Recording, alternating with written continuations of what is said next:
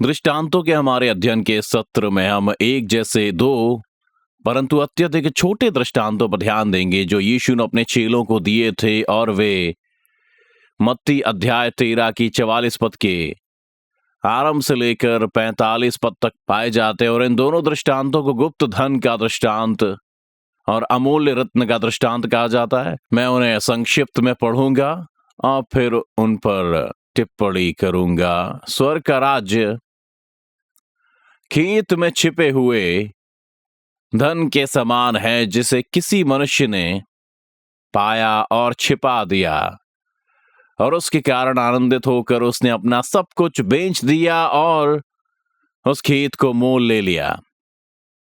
फिर स्वर्ग का राज्य सच्चे मोतियों को खोजने वाले एक व्यापारी के समान है। जब उसे एक बहुमूल्य मोती मिला तो उसने जाकर अपना सब कुछ बेच दिया और उस मोती को खरीद लिया। अब इन दोनों दृष्टांतों का संबंध यीशु के हमें परमेश्वर के राज्य, या जैसा कि मत्ती इसे कहता है स्वर्ग के राज्य के विषय में कुछ सिखाने से है, परंतु दोनों का संबंध मूल्य के प्रश्न से है। और ये एक ऐसा विचार है जिस पर हमारे आधुनिक संसार में अक्सर चर्चा की जाती है, विशेषकर तब जब राजनीतिक अभियान चलाए जाते हैं।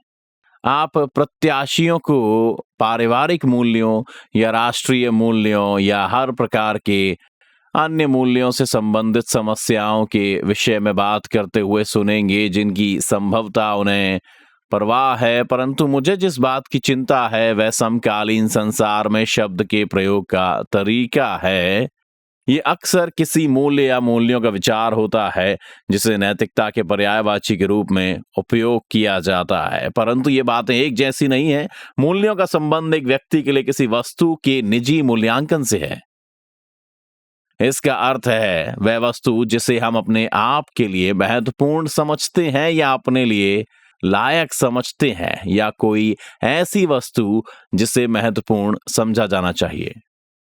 और यह व्यक्तिगत पसंद का विषय हो सकता है। अर्थशास्त्र के विज्ञान में हम मूल्य के निजी सिद्धांत के विषय में सीखते हैं। कोई मुझे यह नहीं बता सकता कि मेरे लिए अपनी कार्य का क्या मूल्य है। आप मुझे यह बता सकते हैं कि यदि आप उसे खरीदना चाहते हैं तो आपके लिए उसका मूल्य क्या हो सकता है, परंतु हमारे पास हूबहू एक जैसी मूल्य प्रणालियां नहीं होती हैं। उदाहरण के लिए ये उन कारणों में से एक है जिसका संबंध इस बात से है कि एक परिवार में पैसा कैसे खर्च और इस्तेमाल किया जाता है। और लोगों के कथनों के अनुसार ये अमेरिका में तलाक का तीसरा बड़ा कारण है, अर्थात पैसे के ऊपर विवाद करना।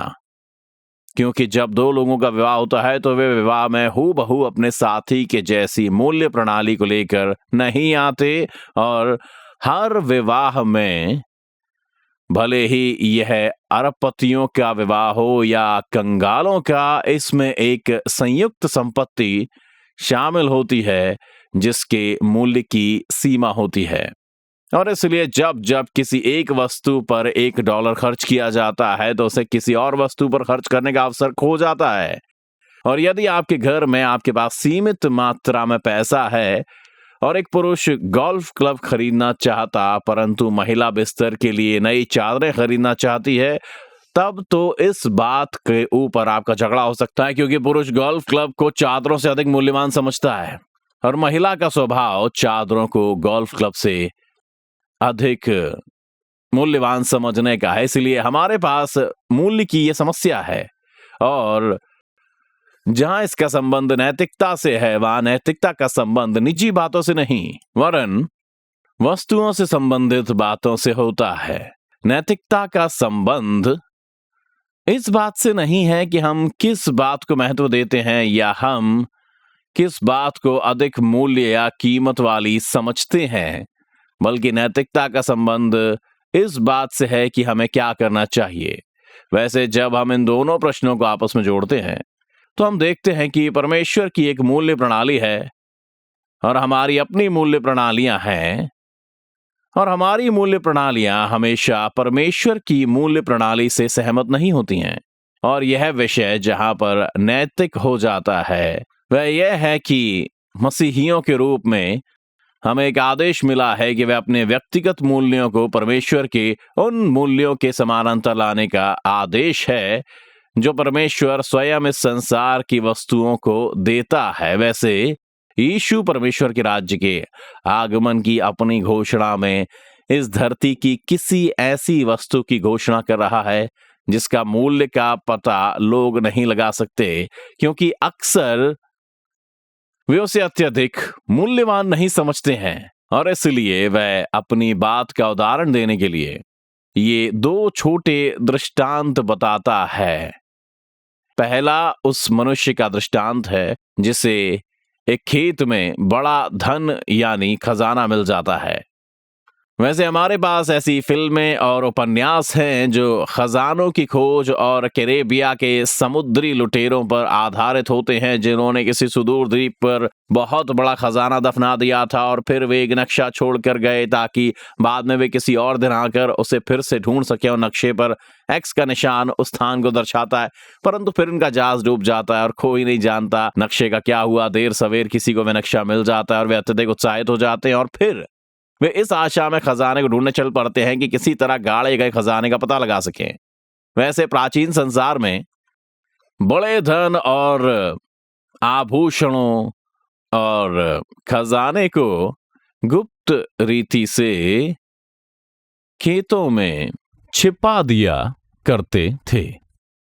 ये असाधारण नहीं था, जहां पर लोगों को पता होता था कि उन्होंने उसे कहां गाड़ा है और ऐसा करके वे उसे दूसरों से सुरक्षित रखते थे। वे यरीहो के प्रथम राष्ट्रीय बैंक में जाकर अपनी बहुमूल्य वस्तुओं को सुरक्षित बक्से में जमा नहीं करवाते थे। वे अक्सर भूमि में गड्ढा खोदकर अपने धन को गाड़ देते थे जिसका पता केवल उन्हें ही होता था। वैसे फिर वह व्यक्ति मर गया और वह अपना धन नहीं निकाल पाया और समय बीता गया और सब लोग उसके बारे में भूल गए। और एक दिन यह व्यक्ति उस खेत में काम कर रहा था और उसने अपने फावड़े की किसी चीज से टकराने की आवाज सुनी और उसने देखा कि उसे धन से भरा हुआ एक संदूक मिल गया है जिसमें ढेर सारी बहुमूल्य वस्तुएं रखी हुई हैं।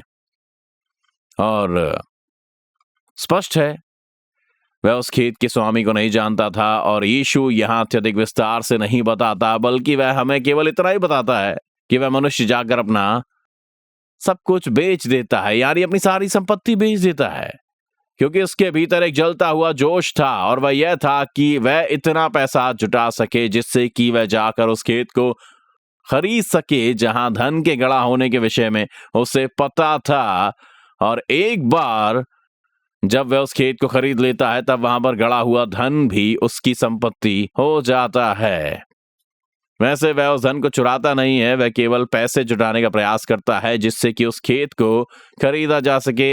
मैंने हाल ही में एक फिल्म देखी थी जिसमें प्राचीन दृष्टांतों को आधुनिक संदर्भ में बताया गया था। इस विशिष्ट दृष्टांत में एक ऐसे मनुष्य को दिखाया गया था जो कि एक जुझारू जमीन का दलाल था और वह शहर के भीतर एक राजमार्ग के निकट बेकार पड़े एक जमीन के भाग को बेचने का प्रयास कर रहा था। वह जमीन झाड़ियों से भरी हुई और उजाड़ थी और 50 वर्ष से भी अधिक समय से खाली पड़ी थी। उसने अपनी जान पहचान वाले लोगों को वह जमीन बेचने का प्रयास किया। जो उसे देखने आते थे, लोग इस बंजर जमीन को देखने आते थे और देखकर उस पर हंसते और चले जाते, और वह क्रोधित होकर वहां से जाने को तैयार हुआ ही था कि तभी उसका फोन जमीन पर गिर गया। जब उसने अपने फोन को उठाया तो वह कहने लगा, मैं तो अंबानी बन गया, क्योंकि उसका फोन तेल से सना हुआ था। इसलिए उसने पत्थरों को हटाया और थोड़ी और अधिक जांच करना शुरू कर दिया। वह एक विश्लेषक के पास गया और उसे पता चला कि इस बेकार पड़ी जमीन के नीचे तेल का विशाल कुंड मौजूद है।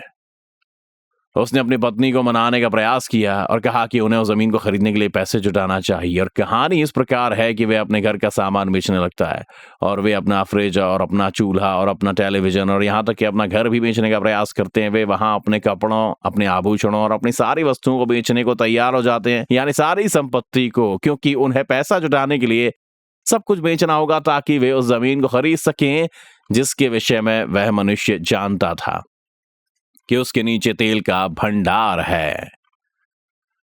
वैसे गुप्त धन के दृष्टांत के इस आधुनिक संस्करण में जो बात दिलचस्प है वह उस मनुष्य के मित्रों और यहां तक कि उसके परिवार की प्रतिक्रिया है। उन्हें लगता है कि उसकी बुद्धि ठिकाने पर नहीं है। उन्होंने उससे पूछा, तुम अपना सब कुछ क्यों बेच रहे हो? उसने कहा, क्योंकि मैं उस जमीन को खरीदने वाला हूं, मैं तेल के क्षेत्र में निवेश करने वाला हूं। और वे बोले, क्या तुझे पता है कि कितने सारे लोग तेल में निवेश करके कंगाल हो गए क्योंकि उनका गड्ढा सूख जाता है? तू पागल है, यह सरासर गैर जिम्मेदारी से भरा व्यवहार है। परंतु उसने उनकी नहीं सुनी। वह अडिग और दृढ़ रहा और उसे पूरा यकीन था। उसने अपनी आवश्यकता के अनुसार पैसा जुटाया और वह तेल का भंडार था जिसने उसे अंबानी के जैसा धनी बना दिया।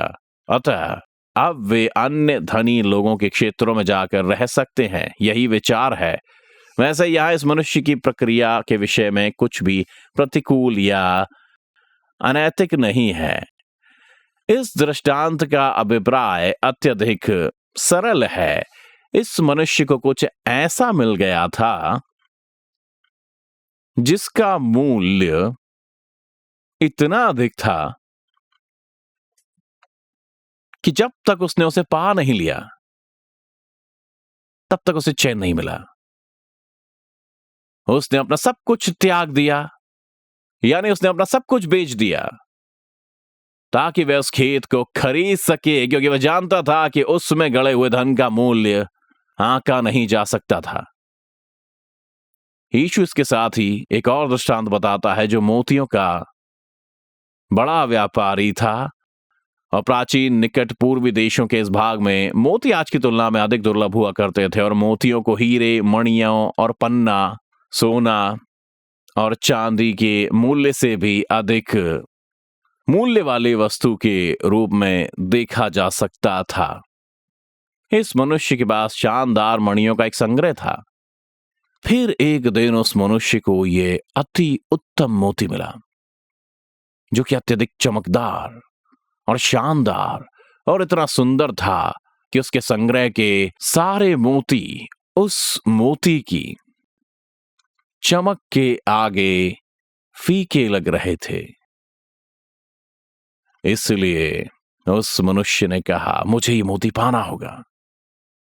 उसने अपने संग्रह के सारे मोती यानी अपना सारा व्यापार बेच दिया और अपने आप को सब वस्तुओं से दूर कर लिया और कहने लगा, मुझे निश्चय ही उस मोती को पाना होगा, उस बहुमूल्य मोती को।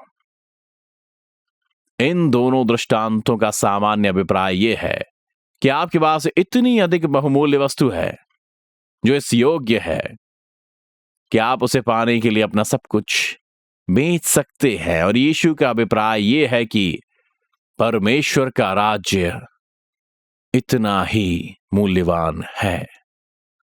अब आप मूल्य के निजी सिद्धांत पर वापस जाएं और उन प्रश्नों पर जिनका सामना हमें लाभ के विषय में होने वाली बहसों में हर बार करना पड़ता है। उदाहरण के लिए, व्यापार में एक प्राचीन मसीही विद्यालय में छात्रों को अर्थशास्त्र के पाठ पढ़ाए जाते थे और मैंने उनसे इस प्रकार का प्रश्न पूछा, यदि एक जूता बनाने वाला जूतों की एक जोड़ी बनाता है और उसका जूतों की जोड़ी बनाने का खर्च 1000 रुपए आता है और वह उन जूतों की जोड़ी को लेकर 1500 रुपए के थोक मूल्य पर जूतों की दुकान के संचालक को बेच देता है, अतः इस लेन देन से वो 500 रुपए कमाता है। मैंने कहा, लाभ किसे हुआ? फिर जूते की दुकान का मालिक जूतों को 1500 रुपए में खरीदने के बाद उनके मूल्य को बढ़ाकर 2500 रुपए कर देता है। उसने जूते 1500 में खरीदे थे और अब वह उन्हें ग्राहक को बेच देता है, तो किसे लाभ हुआ? और तब मैं छात्रों से पूछता हूं, इस उदाहरण में यानी इस कहानी में किन लोगों ने लाभ कमाया? और उनके लिए आसान होता है, वे कहते हैं कि स्पष्ट है, जूता बनाने वाले ने खुदरा दुकान के मालिक को जूता बेचकर लाभ कमाया और खुदरा दुकान के मालिक ने तब लाभ कमाया जब उसने उन जूतों को उसकी दुकान में आए ग्राहक को बेच दिया, और मैं कहता हूं सही कहा, मैं कहता हूं ठीक। और किसने लाभ कमाया? वह मेरे मुंह को ताकने लगते हैं, और किसने? हमने हर उस व्यक्ति का पता लगा लिया है जिसने लाभ कमाया। मैंने कहा नहीं नहीं नहीं, कहानी में कोई और भी है जिसने इस लेन देन से लाभ कमाया है। उन्होंने पूछा वे कौन है? मैंने उत्तर दिया ग्राहक। वे पूछते हैं वैसे ग्राहक ने लाभ कैसे कमाया? जिस घड़ी जूतों की दुकान चलाने वाला अपने जूतों का मूल्य उस मूल्य से अधिक कर देता है जितना कि ग्राहक उन जूतों को देता है, तो ग्राहक क्या करेगा? वह उन्हें नहीं खरीदेगा। परंतु यदि उनका मूल्य 2500 रुपए है और ग्राहक उन्हें अपनी जेब में रखे 2500 रुपए से अधिक चाहता है, तो वह सौदा करेगा। ये इसी तरह से काम करता है। जब हम मोल भाव किया करते थे तब ऐसा ही हुआ करता था। आपको पता है कि एक मनुष्य जो पशुओं को पालता था, उसने एक जूता बनाने वाले से सौदा किया। जूता बनाने वाला भूखा था, उसके पास 100 जोड़ी जूते थे, परंतु वह उन सारे जूतों को नहीं पहन सकता था। पशु पालने वाले के फ्रिज में हजारों मांस के टुकड़े थे, परंतु उसके पांव ठंडे थे। इसलिए वे आपस में मिले और एक सौदा करने का निर्णय लिया, यानी मांस के बदले जूते देने का। इस प्रकार के लेन देन में यह देखना सामान्य है, वहां एक दूसरे को आपसी लाभ मिल रहा था। परंतु हम अक्सर इस बात से चूक जाते हैं कि एक उदार अर्थव्यवस्था में जब आप कोई खरीदारी करते हैं तो आप अपने मूल्यों की प्रणाली का अभ्यास कर रहे होते हैं। वैसे यीशु जब हमारे निजी मूल्यों के विषय में बात करता है तो वह इससे भी आगे चला जाता है, यानी तब जब वह अदला बदली करने या खरीदारी करने के बारे में बात करता है ना, या लेन देन के विषय में, और उसके पास लेन देन की दरों से संबंधित प्रश्न होते हैं। वह यह प्रश्न पूछता है, एक मनुष्य अपने प्राण के बदले में क्या देगा? वह बस ये पूछ रहा है कि आप अपने प्राण को कितना मूल्य देते हैं। मान लीजिए कि आपके पास जीवन में यह परिस्थिति खड़ी हो जाए, मान लीजिए कि आपको दमकल विभाग से फोन आए और वे आपसे कहें कि आपके घर में आग लग गई है, हम आपके घर को बचा नहीं पाएंगे। इससे पहले कि बहुत देर हो जाए, आपके पास 5 मिनट हैं जिनमें आप भीतर जाकर अपने घर से कुछ सामान निकाल कर ला सकते हैं। तब आपको पता चल जाता है कि आपके पास 5 मिनट है, यानी आपके घर से उन सभी वस्तुओं को सुरक्षित निकालने के लिए 5 मिनट हैं जो आपके लिए मूल्यवान हैं। आप क्या लेकर आएंगे? क्या आप दौड़कर गैराज में जाएंगे और अपनी कार को निकालेंगे, या अलमारी तक जाकर अपने आभूषणों को निकालेंगे? क्या आपने कभी इसके बारे में सोचा है? मुझे बहुत स्पष्ट है कि यदि मेरे पास 5 मिनट हों तो मैं अपने घर की सब वस्तुओं में से किसे बचाऊंगा। उन 5 मिनटों में मैं अपनी कुछ दुर्लभ पुस्तकों और कुछ तस्वीरों को बचाऊंगा, और चिट्ठियों के उस बक्से को भी जिन्हें मेरे पिता ने द्वितीय विश्व युद्ध से मुझे लिखा था। मैं उन वस्तुओं को लेने के लिए क्यों दौड़ूंगा? क्योंकि कोई और वस्तु उनका स्थान नहीं ले सकती। कोई और वस्तु उनका स्थान कभी नहीं ले सकती, और इसलिए मैंने उन वस्तुओं को अत्यधिक मूल्य दिया जिनका स्थान कभी कोई नहीं ले सकता। परंतु हम सभी की मूल्य की समझ अलग अलग होती है। हमने बहुत सी ऐसी काल्पनिक कहानियां सुनी हैं जिनमें शैतान लोगों के प्राण को खरीदने के लिए लेन देन करने का प्रयास करता है। इस विषय पर मेरे सबसे पसंदीदा नाटक का नाम डैम यंकीज है, जिसे मैंने न्यूयॉर्क में ब्रॉडवे पर देखा था, और इसका नायक वॉशिंगटन सेनेटर्स टीम का बहुत बड़ा प्रशंसक था, और जब जब वे यंकीज के विरुद्ध खेलते तब तब वे हार जाते थे, और इसलिए उसने अपने प्राण को शैतान को बेच दिया ताकि वह एक बड़ा बेसबॉल खिलाड़ी बन सके और वैश्विक श्रृंखला में वॉशिंगटन सेनेटर्स की टीम की अगुवाई कर सके। फॉस्ट डॉक्टर फॉस्टस, इन बातों में आपकी कहानी वैसी ही है। और यीशु ने कहा, तुम्हारी मूल्य प्रणाली क्या है? तुम्हारे लिए तुम्हारा प्राण कितना महत्वपूर्ण है? हम जानते हैं कि आपके लिए आपका शरीर अत्यधिक महत्वपूर्ण है, हम जानते हैं कि चिकित्सक हमारी आधुनिक संस्कृति के महायाजक बन चुके हैं, और हम जानते हैं कि ऐसी अर्थव्यवस्था प्रणाली में चिकित्सकों को हमारी संस्कृति में सेवकों से अधिक मूल्य दिया जाता है। यह हमें कुछ कुछ इस विषय में बताता है कि हम अपने प्राणों के मूल्य पर किस हद तक विचार करते हैं। यीशु ने कहा, तू बदले में क्या देगा? तू अपने प्राण के बदले में क्या देगा? तू अपने उद्धार के बदले में क्या देगा? मैं किसी मसीही के कोई ऐसे लेन देन करने की कल्पना भी नहीं कर सकता। पहली सदी के मसीहियों ने अपने जीवन के बदले अपने प्राणों का सौदा नहीं किया, क्योंकि उन्हें वह धन मिल गया था और उन्हें अमूल्य रत्न मिल गया था, और उसके लिए वे अपने जीवन भी देने को तैयार थे, क्योंकि उन्हें पता चल गया था कि उनके संपूर्ण जीवन में कोई भी वस्तु उतनी अनमोल नहीं थी और किसी भी वस्तु का मूल्य यीशु को पाने से अधिक नहीं था। आपको पता है कि अमूल्य रत्न मात्र एक आभूषण नहीं है, वह एक व्यक्ति है।